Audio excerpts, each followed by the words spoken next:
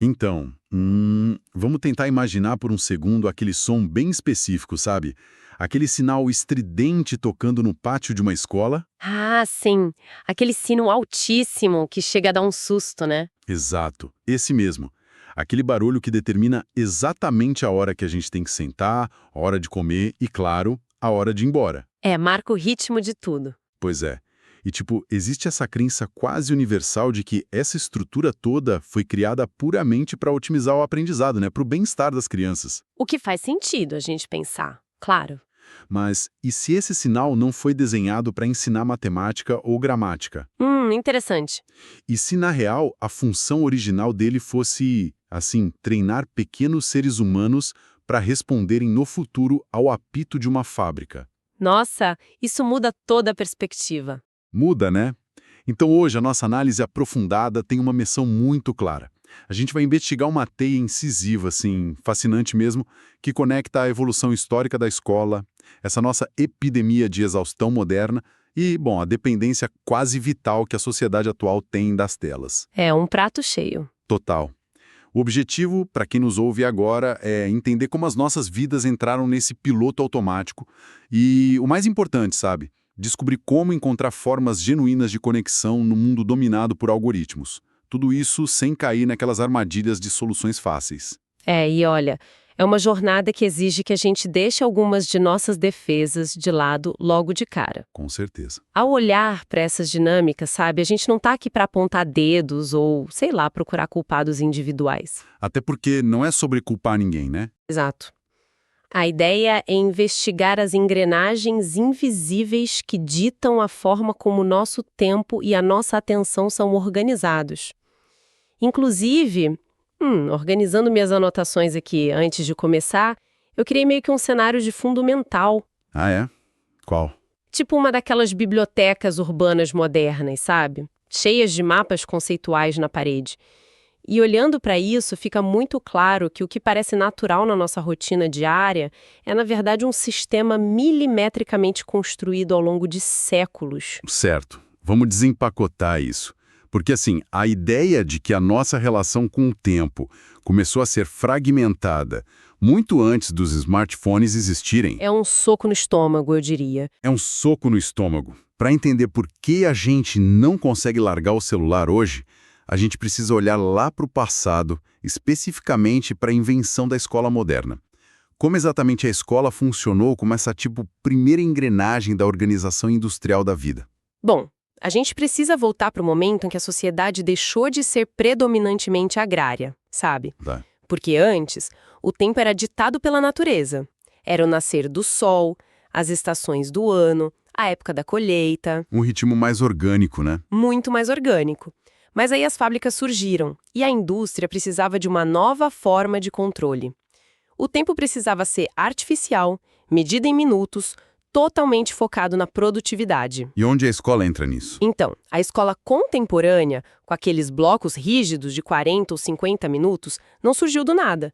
Ela foi o laboratório perfeito para essa nova realidade. Nossa, Ao fragmentar o dia da criança entre o sinal de entrada, o recreio que é totalmente cronometrado e o sinal de saída, o que estava sendo ensinado nas entrelinhas era de fato a obediência ao relógio industrial. é uma reprogramação total da cabeça da criança. E, tipo, tem um conceito que costuma aparecer muito nessas discussões das nossas fontes, que é a ideia de criar subjetividades.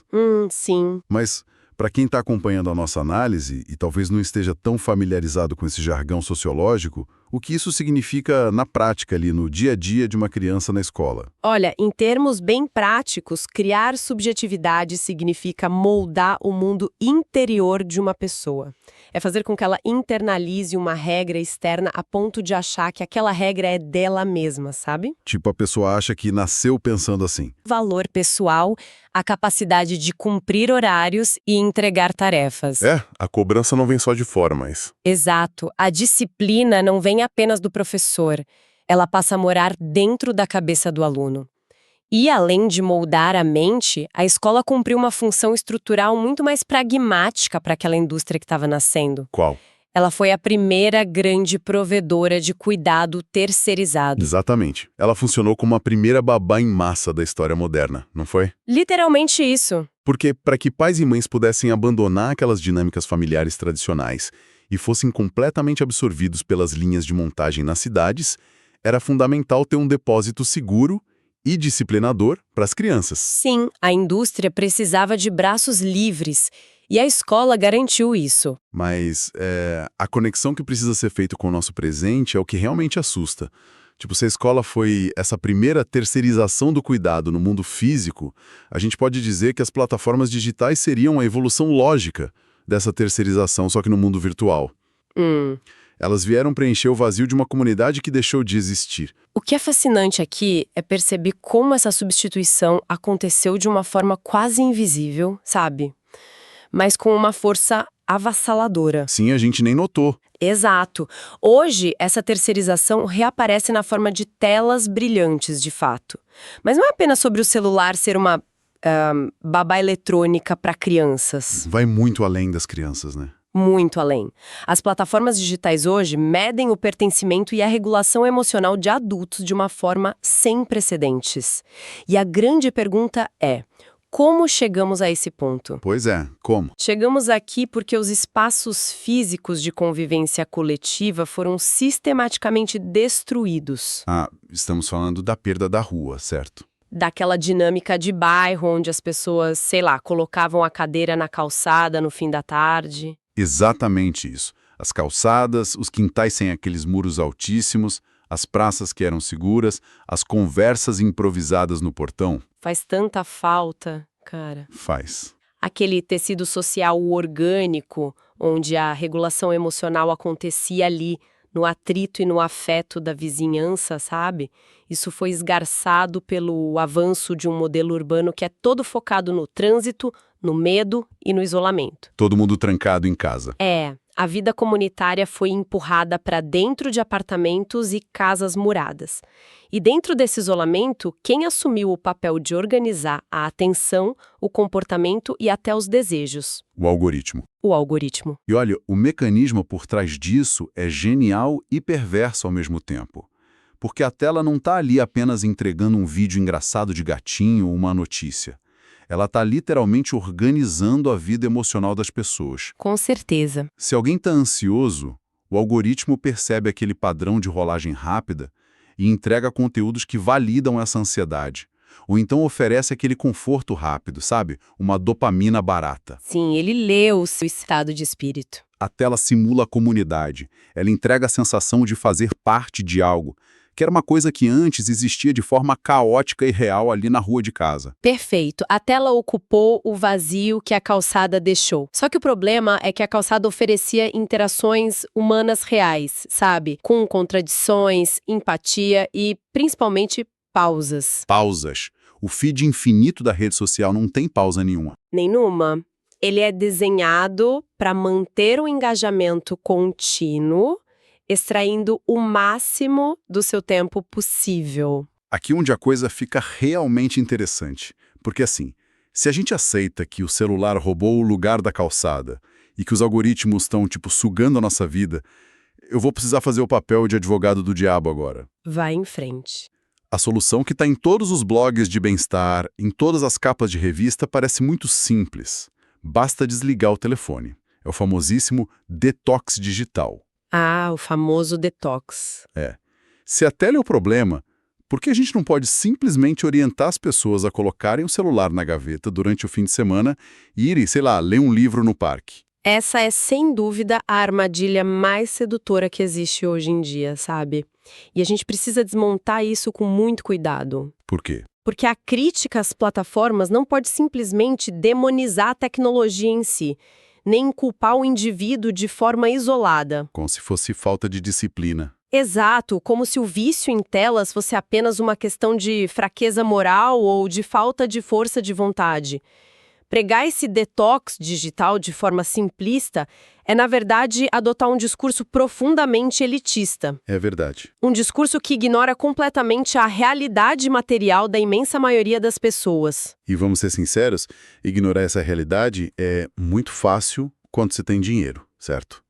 É muito lindo postar que, joguei meu smartphone fora e fui viver uma vida minimalista numa cabana no campo. É super chique, né? Muito chique, quando se tem uma conta bancária cheia e uma rede de segurança. Mas e para a pessoa que está espremida no transporte público às 6 da tarde? Exatamente. Se a gente for olhar para as condições reais de vida, especialmente nos territórios periféricos ou para a classe trabalhadora urbana, o celular não é um luxo. Não tem como dar um tempo.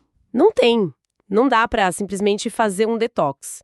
Ele é a principal e muitas vezes a única ferramenta de sobrevivência que essa pessoa tem. Sim. É o aplicativo pelo qual o motorista garante a renda dele. É o WhatsApp que a diarista usa para negociar o trabalho. É a ferramenta de proteção para avisar que chegou bem em casa depois da meia-noite, sabe? Total. É o meio de estudo e, crucialmente, é a única ponte de contato afetivo com a família que mora longe. Nossa, isso muda tudo. Dizer para um entregador de aplicativo que passa 12 horas por dia sendo rastreado e pressionado por um algoritmo, que ele deveria, ler um livro no ônibus lotado voltando para casa, ao invés de rolar o TikTok, beira a crueldade, sabe? É muito desconectado da realidade. Aqueles 20 minutos de vídeos curtos não são um fracasso disciplinar da parte dele.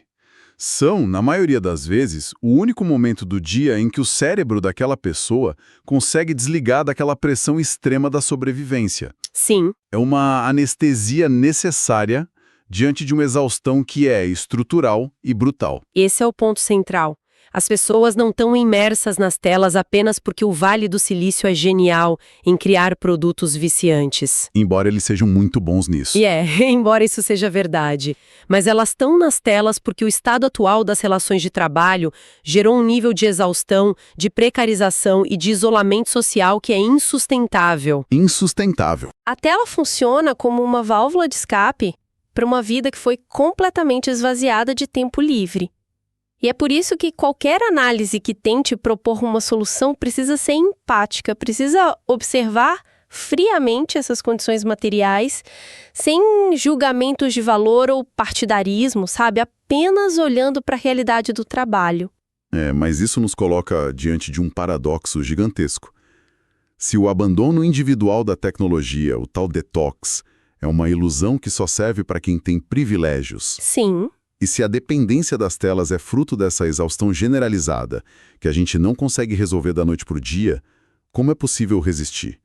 Como se escapa da lógica algorítmica sem fingir que o mundo moderno não existe? É a pergunta de $1 milhão. Tem um conceito histórico que tem sido resgatado recentemente nessas discussões para responder essa pergunta, e a palavra em si já carrega um peso enorme, que é aquilombar-se. Sim, nossa, o conceito de aquilombar-se oferece uma das chaves mais poderosas para a gente repensar a resistência agora no século XXI. E é muito importante desconstruir o senso comum que existe sobre isso. Como assim? Que senso comum? Historicamente, muitas pessoas ainda veem os quilombos apenas como esconderijos, sabe? Como se fossem só refúgios isolados no meio do mato, para onde as pessoas fugiam e ficavam lá paradas, se escondendo. Ah, entendi. É a imagem que a gente aprende na escola, muitas vezes. Exato. Mas a historiografia nos mostra algo muito mais profundo. Os quilombos foram, antes de tudo, laboratórios altamente sofisticados de reconstrução coletiva da vida. E o que isso significa na prática histórica? Significa que eles eram territórios onde se recriavam laços de parentesco que tinham sido destruídos, onde se desenvolvia uma agricultura sustentável, onde se preservava a memória, a arte e, acima de tudo, onde o cuidado mútuo era a regra. Caramba! Eram espaços de autonomia que funcionavam fora da lógica de exploração que estava vigente. Olha, a imagem histórica é arrepiante e muito poderosa. Mas eu preciso confessar uma dúvida, que eu aposto que muita gente da nossa audiência também tem agora. Pode falar. Como é que a gente pega um conceito do século XVII e aplica num cenário de hiperconexão com Wi-Fi e boletos vencendo e exaustão numa noite de terça-feira? Essa é a grande transposição que a gente precisa fazer. Aquilombar-se hoje não significa, sei lá, fugir para o meio do mato e jogar o roteador de internet no lixo. Seria um pouco complicado. Um pouco? Na verdade, é uma resposta prática à lógica algorítmica que nos isola. Trata-se da reconstrução comunitária da nossa sensibilidade. Pensa bem, O algoritmo fragmenta a atenção para vender anúncios, certo? Certo. O quilombo moderno faz o oposto. Ele junta as pessoas para resgatar o tempo compartilhado. E isso se manifesta de formas bem cotidianas, não é? Pelo que a gente viu nas fontes. Não precisa ser um grande movimento político formal. Pode ser a formação de uma horta comunitária no bairro, ou organizar uma roda de escuta entre os pais da escola, Exato. criar um grupo de leitura local ou simplesmente, sei lá, instituir um jantar semanal com os vizinhos onde a regra é não falar de produtividade. É exatamente isso. É criar ambientes físicos onde a atenção, que a gente sabe que hoje é a mercadoria mais sugada do planeta, possa voltar a circular de maneira genuinamente humana. Tempo com as pessoas. Sim, o simples ato de sentar numa roda, olhar nos olhos de alguém e ouvir uma história sem estar produzindo absolutamente nada e sem a mediação de uma tela comercial é um ato de subversão profunda hoje em dia. Aí contra a maré. Totalmente. É recriar a aldeia no meio desse caos urbano. Construir espaços de proteção mútua contra essa dispersão e aceleração que tentam nos destruir o tempo todo. É lindo. É a ideia de que a salvação não é individual, é coletiva.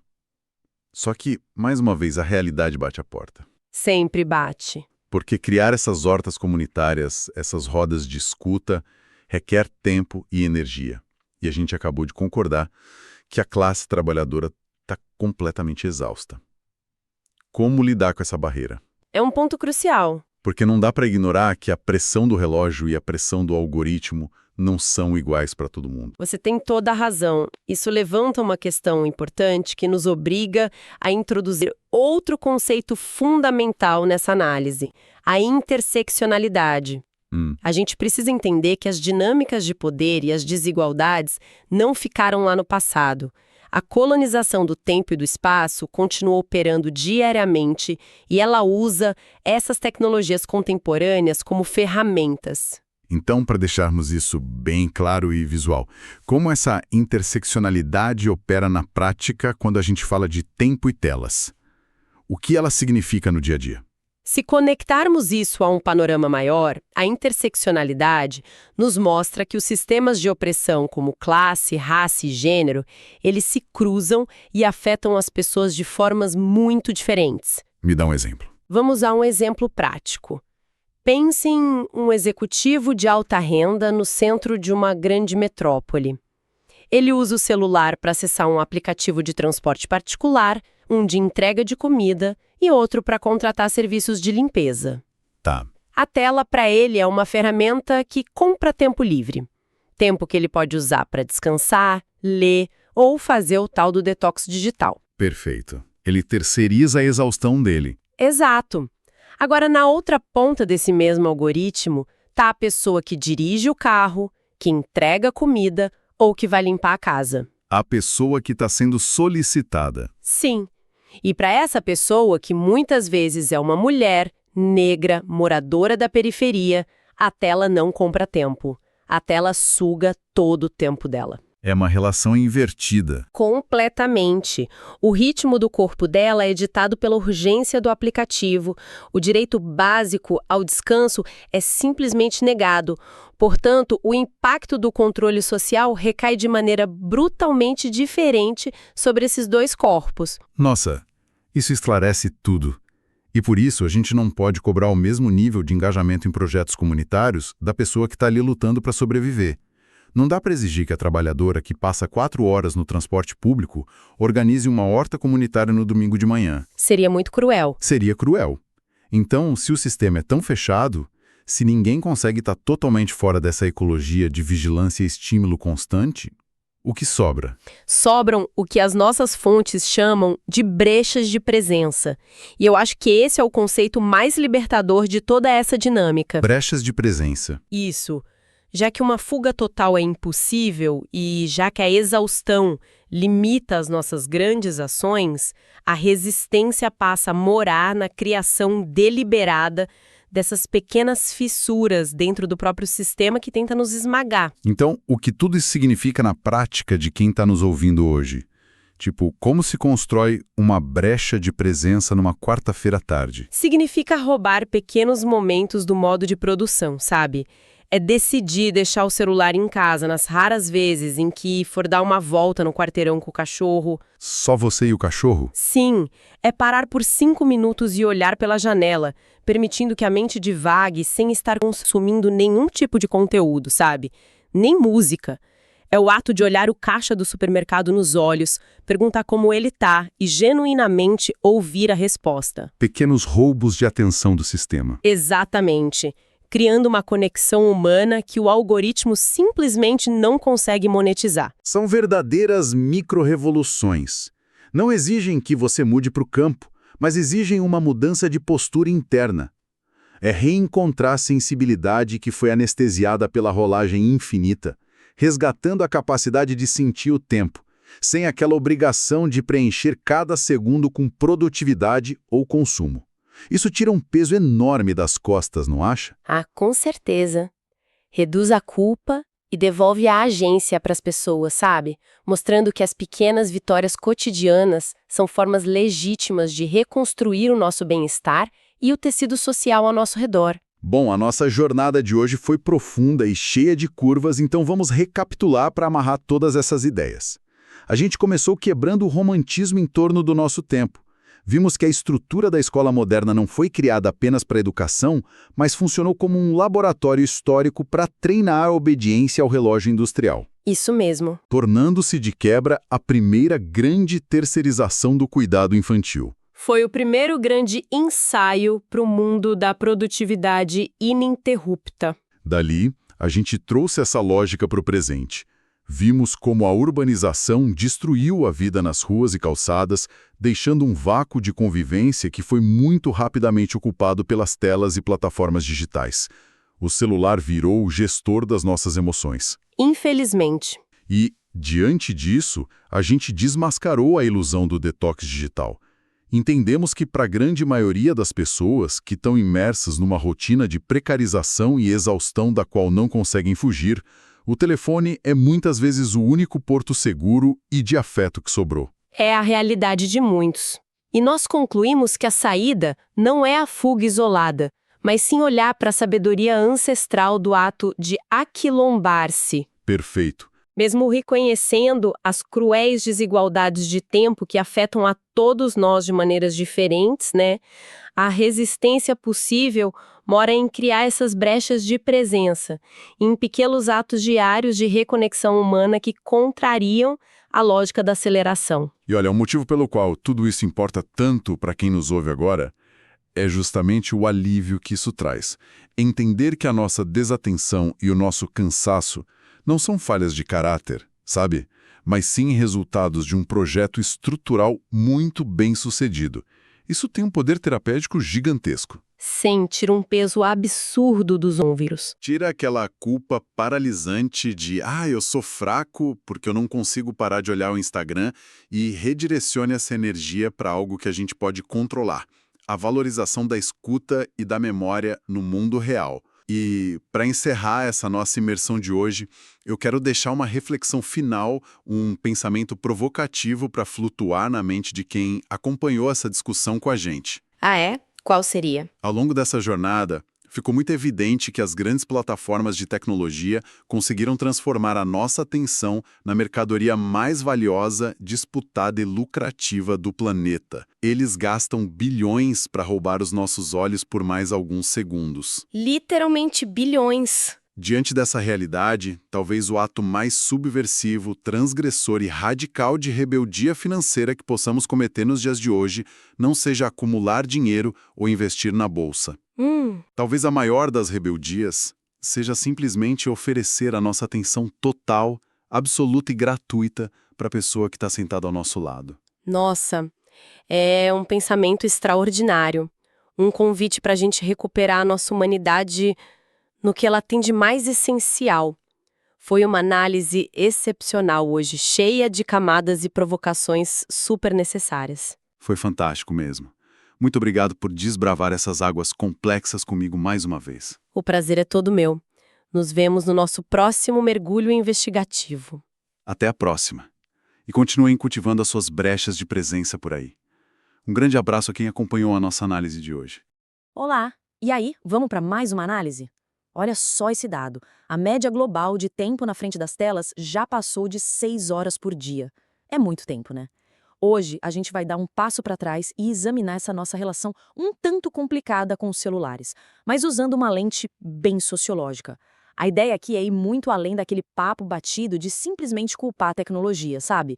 Vamos tentar entender as engrenagens históricas e sociais que estão rodando por trás de todo esse nosso cansaço. Então, bora direto ao ponto. A primeira coisa que a gente precisa colocar na balança é aquela ideia super comum de que ficar grudado no smartphone é só falta de força de vontade. Será mesmo que a culpa é inteiramente de quem está com o celular na mão? Essa é a grande provocação do material que estamos dissecando hoje. Parte 1. A terceirização do cuidado. Como a escola e a indústria se conectam nessa história. Pensa comigo, para a gente realmente entender por que está todo mundo tão exausto hoje, a gente precisa voltar um pouco no tempo, lá nas raízes da industrialização. Historicamente falando, as escolas acabaram assumindo um papel estrutural gigante que ia muito além de só ensinar as matérias. Elas viraram, basicamente, os primeiros grandes espaços de cuidado terceirizado. Foi essa estrutura super rígida de horários que permitiu que pais e mães pudessem focar totalmente nas exigências pesadas do trabalho nas fábricas e nas cidades. Ou seja, a organização do tempo da escola sempre foi moldada para garantir a produtividade da sociedade como um todo. O que nos leva à parte 2, o refúgio das telas. Como elas acabaram ocupando esse vazio? E aqui vem uma reflexão crucial. O que acontece quando os espaços físicos, aqueles onde a gente criava laços de verdade, começam a desaparecer do nosso dia a dia? O texto mostra um contraste muito nítido acontecendo. Antigamente, a gente aprendia a lidar com as emoções e a conviver em sociedade nas ruas, nos quintais, papeando com a vizinhança. Mas com o enfraquecimento dessas conexões presenciais, as plataformas digitais não caíram de paraquedas. Na verdade, elas entraram em cena justamente para preencher um buraco enorme. Nossas telas viraram aquele refúgio que hoje organiza a nossa atenção, a nossa sensação de pertencer a um grupo e até mesmo o nosso equilíbrio emocional. Entrando agora na parte 3, exaustão sistêmica. E por que isso definitivamente não é uma fraqueza moral.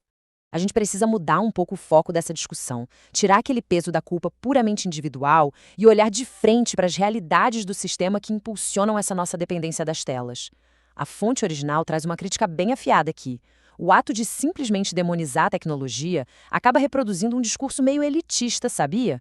É um jeito de pensar que ignora completamente as condições difíceis da sobrevivência hoje em dia. Muita gente não está refém do celular por uma falha de caráter, de jeito nenhum. É porque essas pessoas estão lidando com um estado contínuo de exaustão, rotinas super precarizadas e um isolamento social muito profundo. Para ficar mais claro, se a gente olhar para a realidade das comunidades periféricas, o celular não tem nada de luxo fútil. Ele é quase como um canivete suíço da sobrevivência, uma ferramenta vital para existir. Ele é instrumento de trabalho, traz proteção pessoal, é a base para os estudos e muitas vezes é o principal canal de afeto e entretenimento. Dá para perceber como isso joga por terra aquela ideia simples de apenas limitar o tempo de tela? Na prática, o debate é incrivelmente mais complexo e cheio de camadas. E assim chegamos à parte 4. Aquilombar-se, como uma verdadeira forma de resistência. Diante de tanto cansaço, o texto apresenta uma proposta histórica super poderosa para combater esse isolamento que os algoritmos nos impõem. E a grande sacada aqui é como eles reformulam o conceito de quilombos. Em vez de olhar para os quilombos históricos só como lugares de fuga do passado, o material os coloca como centros superativos de proteção, de humanidade compartilhada e de autonomia. Então, o ato de aquilombar-se hoje é justamente tentar resgatar essa capacidade de reconstruir a vida em conjunto para bater de frente com o isolamento digital. Tá, mas como é que a gente faz isso no mundo real? Através de ações no nível da comunidade. Coisas como formar grupos no bairro, montar uma horta compartilhada ou criar espaços reais para escutar uns aos outros e produzir arte ou estudar juntos. É sobre fazer a atenção humana voltar a circular de um jeito orgânico e empático, sabe? Tirando ela daquela lógica fria do mercado que só quer capturar os nossos cliques o tempo todo. E um ponto absolutamente crucial relatado na análise é que qualquer resistência genuína precisa enxergar o cenário inteiro. O material explica que o controle das plataformas digitais impacta as pessoas e as regiões de formas muito diferentes. Tudo depende das dinâmicas históricas de raça, classe e gênero. A colonização, nesse sentido, não é vista só como uma página de um livro de história. Ela é uma engrenagem que continua operando hoje e é super visível na forma como o tempo livre, a chance de descansar e a possibilidade de ter presença real são distribuídos de maneira profundamente desigual na sociedade. Vamos para a nossa última sessão, a parte 5, brechas no sistema e a nossa presença algorítmica. A gente precisa encarar a realidade de frente, porque não dá para simplesmente apagar essa teia tecnológica. Sabe aquela fantasia de jogar o celular no mato e morar na montanha, tentando um isolamento purista? Pois é ilusão. Todo mundo participa dessa rede em alguma medida. A verdadeira resistência, propõe o texto, mora na reconstrução comunitária. Isso significa focar em criar brechas de presença. Literalmente abrir espaços onde ainda dê para respirar junto e sentir junto, por dentro do próprio sistema em que a gente já está inserido, construindo vínculos reais apesar dos pesares.